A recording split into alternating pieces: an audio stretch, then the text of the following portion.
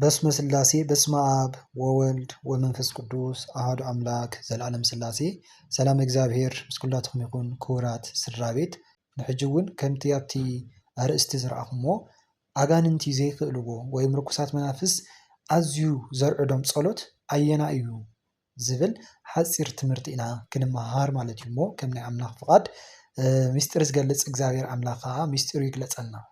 ተቀዳማይ ኣጋንንቲ ኣዝዮም ዘስካሕክሖም ዝፈርሕዎ ወይም ዘይክእልዎ ጸሎት እንታይ እዩ ወይም ኣየን እዩ? ናይቲ ንፈትዎ መልኣክ ካብ ልብና ነፍቅሮ መልኣክ ወይም ቅዱስ ወይም ጻድቕ ንዝክሮ ዝክር ወይም ብወለድና ዝዝከር ዝዓበናሉ ታቦት ክኸውን ይኽእል ኮታስ ንፈትዎ ሓደ ጻድቕ ሓደ ቅዱስ ሓደ መልኣክ ክህልወና ይኽእል ማለት እዩ። ስለዚ ንዕኡ ዝገልጽ ጸሎት ክህልው ይኽእል። ንኣብነት ኣነ ንሊቀ መላእክት ቅዱስ ሱርያል ኣዝየ ዝፈትዎን ዘፍቅሮን እንድሕር ደኣ ኮይነ ንቅዱስ ሱርያል ዝገልጽ ድርሳን ክህልው እዩ ንቅዱስ ሱርያል ዝገልጽ መልክዓ ክህልዎ እዩ ማለት እዩ። ስለዚ እዚ ከምዚ ምስ ቅዱስ ሱርያል ዝተዛመደ ወይም ዝተኣሳሰረ ጸሎት እንድሕር ደኣ ዝጽሊ እንተኮይነ እቲ ርኩስ መንፈስ ኣዝዩ እዩ ዝኸብዶን ዘፍርሖን ዘርዕዶን ማለት እዩ።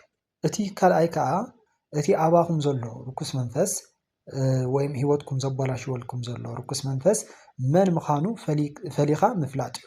ዛር ድዩ ጠቋር ድዩ መተት ድዩ ዓይነጥላ ድዩ ዝብል ፈሊና ንፈልጦሞ ሽዑ ንሱ ዝጸልኦ ጸሎት ንጽሊ ወይም ምጽላይ ንጅምር ማለት እዩ። ዋላ እውን ብርግጽ ሰይጣን ኩሉ ዓይነት ጸሎት ይጽላእ ወይም ኣይፎትን እዩ ብርግጽ ግን ኣዝዩ ዝኸብዶን ዘስካሕክሖን ዘይክእሎን ጸሎት ግን ኣሎ ማለት እዩ።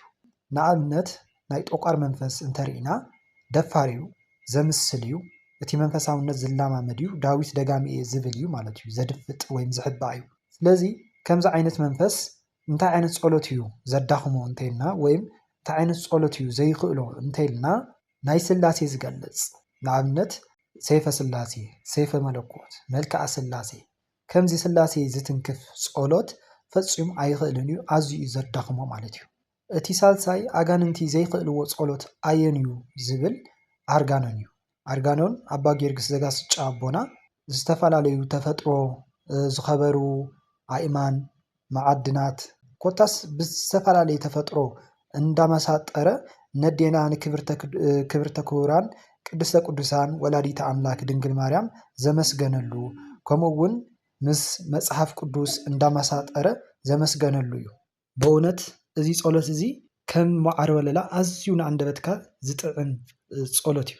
ኣርጋኖን ዘሰሉስ ክፍሊ 4 ወይም 4ይ ክፋል እንታይ ይብል? ሰይጣን ከም ጸሎት ምብካር ገይሩ ከቶ ዝፈትዎ የልቦን ጸሎት ፍላጻ እዩሞ ዓይኑ ይወግኦ ካብ ልሳን ዝጽልዩ ሰባት ሓዊ መጽኡ ስለ ዘቃጽሎ ሰይጣን ካብ ኩሉ ጽቡቕ ስራሕ ጸሎትን ትግሃትን ይጸልእ ይብል ማለት እዩ። ኣስዒብኻ እንታይ ይብል? ኩላኸም ብወልኩም ሓጻርያ ምናዳ ናትኪ ዜና ውዳሴ ክሰምዕ ከሎ ብሕርቀት ስኑ ይሕርቅም ናይ ምስጋና ዜና ንኡ ሓራዲኡ ስለ ዝኾነ ሕቁኡ ይሰብሮ ሴፍ ስለ ዝኾነ ርእሱ ይቆርጾ ስምኪ ክጽዋዕ ከሎ ድምፂ መብረቕ ክነጉድ ከሎ ከም ዝሰምዐ ይድንግጽ ንስኺ ካብ ዝተወለድ ኩሉ ጀሚሩ ፍጹም ዕረፍቲ ኣይረኸበን ብኣኺ ሓመመ ብወድኺ እውን ተጨነቐ ብመስቀል ሓደ ወድኺ ተሳቀየ ካብ ኩሉ ዓሌት ፍጡር ኣዝዩ ሰይጣን ንዓኺ ይጸልእ ብግብሪ ኣምላካዊ ኣምላኽ ንምውላድ ምስ ጸነስኪ ንሱ መዐንቀፊ ኣብ ልቢ ኣይሁድ ኣንበረ ከምዚ ክብል ብዘርኢ ብሩካቤ ከም ዝተወለደ ካብ ዮሴፍ ከም ዝኾነ ኣብ ልቢ ኣይሁድ ቅንዓት ኣሕደረ ኣብ ልዕሊ ወድኺ እውን ንኽትሓባበሩ ግድን በሎም ንክሰቕልዎ ድማ ሕራይ ጽቡቕ ኣበሎም ሰቒሎም እውን ርኩሳን ኣይሁድ ምራቆም ኣብ ገጹ ጡፍ ከም ዝብልሉ ክሳብ ዝመውትን ዕግርግር ንኽብሎ መጺጽ ምስ ሓሞት ሓዊሶም ከም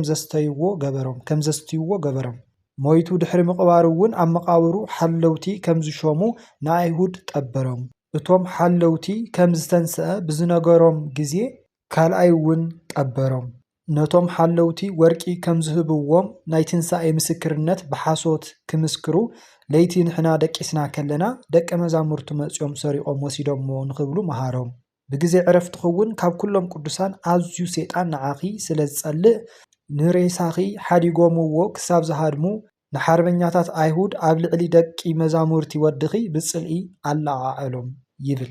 ስለዚ ርኩስ መንፈስ ሰይጣን ኣዝዩ ናይ ኣዴና ምስጋና ዝገልጽ ጸሎት ብፍላይ ከዓ ከምዚ ዝበለ ንኣንደበት ዝጥዕም ጸሎት ኣርጋኖን ማለት እዩ ኣዝዩ ዝጸልኦን ዝስንብድን ዘደንግጾን እዩ። ስለዚ እቲ ሳልሳይ ሰይጣን ኣዝዩ ዝጸልኦ ወይም ሰይጣውንቲ ኣዝዮም ዘይኽእልዎ ጸሎት ኣየንዩ ዝብል ኣርጋኖን እዩ ማለት እዩ። እቲ ራብዓይ ከዓ ሰይፈ ስላሴ እዩ። ጸሎት ናይ ምስጋና ናይ ምልጃ ወይም ናይ ምምላድ ናይ ምሕጽንታ ናይ ኣምልኮት ተባሂሉ ይኽፈል። ካብዚ ኩሉ ከዓ እቲ ዝዓበየ ኣየንዩ ናይ ኣምልኮት ጸሎት እዩ። ካብቶም ናይ ኣምልኮት ጸሎት ዝበሃሉ እቲ ሓደ ሰይፈ ስላሴ እዩ። ሰይፈ ስላሴ ናይ ስላሴ ምስጢር ወይም ምስጢረ ስላሴ ክንፈልጥ ምስጢረ ስጋዌ ክንፈልጥ ናይ ስላሴ ምሕረት ናይ ስላሴ ለዋህነት ናይ ስላሴ ጸጋ ናይ ስላሴ ይቅረ ባህልነት ናይ ስላሴ በረከት ናይ ስላሴ ብልጽግና ክንርዳእ ተረዲእና ከዓ ካብኦም ወይም ዝገልጽ ጸሎት እዩ። መብዛሕትና ቃል ኪዳን ወሃብቲ ዝኾኑ ስላሴ ዘይኮነሲ ተቐበልቲ ዝኾኑ ቅዱሳን ኢና ነመስግን ማለት እዩ። ናይ ጥሪ ዜና ስላሴ እንታይ ይብል? ናይ ባርያ ሽም ክጽዋዕ ከሎሲ ስለምንታይ እዩ ናይቲ ጎይታ ሽም ተገዲፉ? እሺ ጽቡቕ ናይ ጻድቃን ናይ ሰማዕታት ሽም ንጽዋዕ ኣለና ወይም ትጽውዑ ኣለኹም። ግን ነዞም ኩሎም እዚኦም ጻድቃን ሰማዕታት ቃል ኪዳን ዝውሃብስ መን ድዩ? ንሕና ኣይኮናን ዲና ናትና ሽም እንድሕር ዳኣ ዘይጸውዑ ንሕና ኣይኮንን እንድሕር ዳኣ ኢልናሲ ንሶምስ ይኽእሉ ድዮም ይብሉና ኣለዉ ኣጋእዝተ ዓለም ቅድስት ስላሴ ማለት እዩ። እዚ ጸሎት ሰይፈ ስላሴ ብናይ ስላሴ ፈቓድን ብናይ ስላሴ ገላጽነት ኣባ ስብሃት ለኣብ ዝበሃሉ ቅዱስ ኣቦና እዮም ደሪሶሞ ማለት እዩ።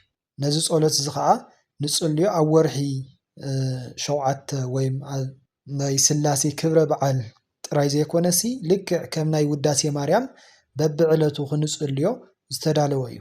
ብፍላይ እውን ምሸት ዝጽልዮ ሰብ ወይም ቅድሚ ድቃስ ጸልይዎ ዝድቅስ ሰብ ክኸውን ይኽእል።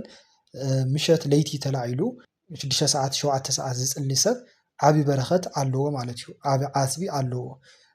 ዘይኽእል እንድሕር ዳኣ ኮይኑ ከዓ ንግሆ ጸሊኻ ምውፃእ ከምኡ እውን ኣብ ዝኾነ ሰዓት ምስቲ ዘለና ግዜ ኣጣዓይምና ክንጽልዮ ዝግባአና ዓብይ ጸሎት እዩ። ኣጻላልዩ ከዓ ከመይ እዩ? ፈለማ ጀመርቲ እንድሕር ዳኣ ኮይንኩም ወይም ካሊእ ጸሎት እንድሕር ዳኣ ተዘውትሩ እንተኮይንኩም ናይ ዘወትር ጥራይ ክትጽልዩ ትኽእሉ ኢኹም።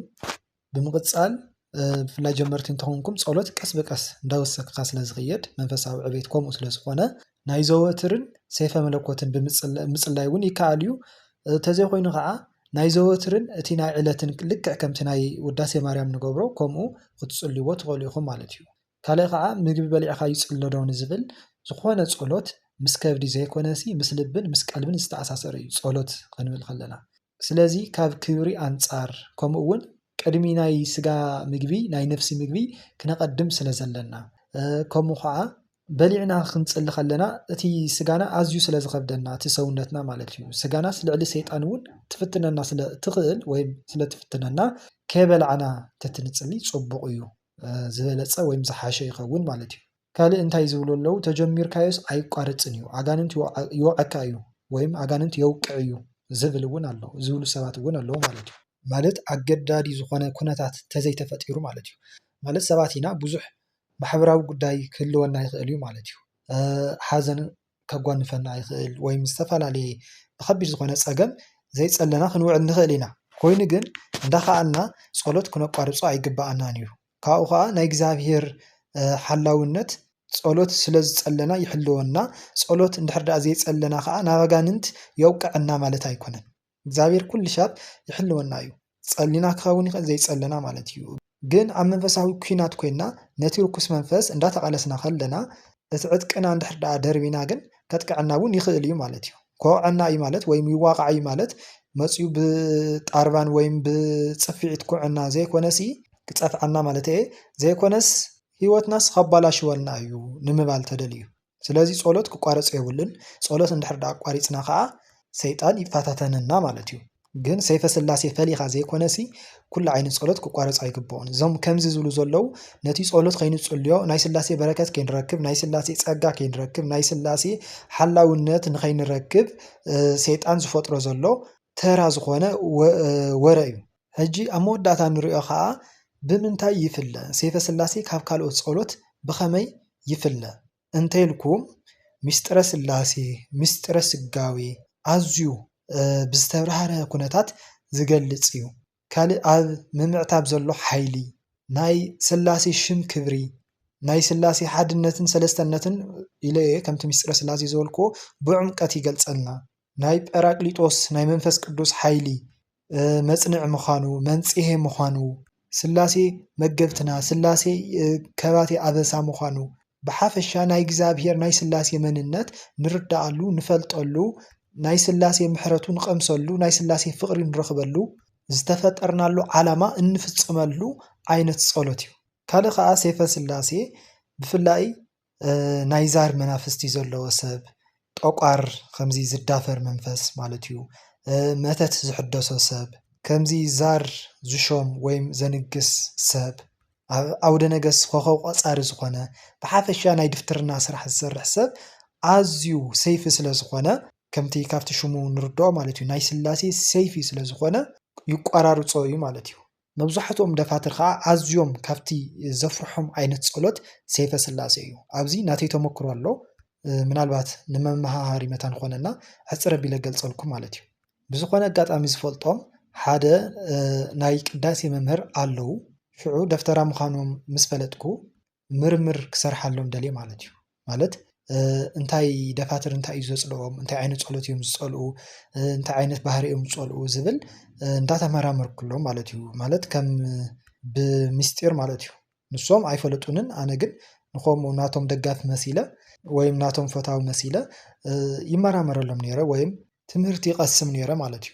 እና ምስቲ ትምህርትና ዝኸይድ እንታይ ኢለ ሓደ መዓልቲ ሓቲተ ይመስለኩም ካብ ኩሉ ጸሎትሲ እቲ ኣዝዩ ከቢድ ዝበሃል ወይም ሓያል ዝበሃል ብርቱዕ ዝበሃል ጸሎትሲ ኣየንዩ ኢለ ሓቲተዮም ንሶም ከዓ ዳዊት ደሓንዩ ሕልፍ ሕልፍ እናበልካ ከምኡ ከዓ ውዳሴ ማርያም እውን ከምኡ ሕልፍ ሕልፍ እናበልካ ምንም ፀገም የብልን ክጽለ ኣለዎ። እቲ ሰይፈ ስላሴ ዝበሃል ግን ኣዝዩ ጸሎት እውንስ ኣይኮነን። ምናልባት ከምዚ ኣነ ክዛረበኩም ከለኹ እቲ ናቶም ስምዒት ንምግላጽ ኣዝዩ እንትን ክብለኒ ይኽእል እዩ ማለት ዝኾነ በቃ ብምስንባድ ብቁጣዕ እዮም ተዛሪቦምኒ ማለት እዩ ብምምራር እቲ ሰይፈ ስላሴ ዝበሃል ጸሎት ግን ጸሎት ኣይኮነን። ብስሩስ ምስ ቤተክርስቲያን ካብ ቤተክርስቲያን እውን ክወጽእ ኣለዎ ካብ ጸሎት ካብቶም ጸሎት ዝርዝራት እውን ክወጽእ ኣለዎ ኢሎም ኣማሪሮም እዮም ተዛሪቦምኒ ማለት እዩ። ኣነ ከዓ ኣሃ ናይ ደፋትር መንፈስ ነዛ ጸሎት እዚኣ ኣዝዮም ይጸልእዋ እዮም ማለት እዩ ኢለ ወሲደያ ማለት እዩ። ንባዕለይ እውን ተመክሮ ኮይናትኒ ማለት እዩ። ንሶም ጥራይ እውን ኣይኮኑን ናቶም መሓዙቶም ኣለዉ ካልኦት ደፋትር እውን ኣለዉ እንተሓቲትኩሞም ኣነ ዝሓተትኩም ዝነግረኩም ዘለኹ ካብቲ ጸሎት ዓይነት ኣየናዩ ከቢድ እንተልኩማ ማለት በተዘዋዋሪ ነቲ ኣብ ልዕሊኦም ሓዲሩ ዘሎ መንፈስ ኢና ንሓቶ ዘለና ናይ ኩሎም ሓንቲ ቃል ዝረኸብክዎ ኣነ ሰይፈ ስላሴ ዝብል እዩ። ስለዚ ነዚ ጸሎት እዚ ብምጽላይ ናይ ስላሴ በረከት ናይ ስላሴ ምሕረት ጸጋ ቸርነት ብልጽግና ክትረኽቡ ኣለኩም ወይም ይግባእ። በእውነት ኣጋዕዝተ ዓለም ቅድስት ስላሴ ኣብ ወልድ መንፈስ ቅዱስ ሽሞም ክነመስግን ነዚ ጸሎት እዚ ዝሃቡና ክብርን ምስጋናን ንዕኦም ይኹን። ስብሐት ለአብ ወወልድ ወመንፈስ ቅዱስ ለዓለም ወለዓለመ ዓለም አሜን።